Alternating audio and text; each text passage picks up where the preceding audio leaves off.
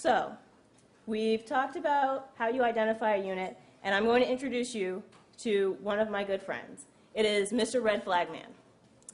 And you will note every time in our presentation there's a specific issue that we want you to be aware of, something we want you to pay attention to. You'll see little red flag man down at the bottom waving his red flag. So when you're identifying a unit, these are some of the issues that we've noted as they should raise a red flag for you.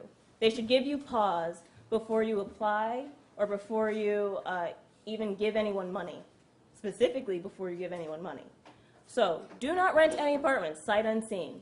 Just don't do it. It's a bad practice, and it's something that unscrupulous people use to take advantage of tenants.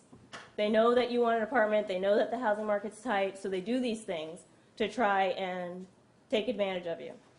Other big ones that I want you to be aware of is if a deal sounds too good to be true, it is. If anyone's renting you a $300 a month apartment in Georgetown, that's 3 bedrooms, that's not a valid listing. That's just not going to be legitimate. And so the other big one that I want you to take away from this slide is do not rent apartments that don't exist. And that sounds silly, but it's really easy to do. Someone says, oh, I've got an apartment at this address, and they put it in Craigslist.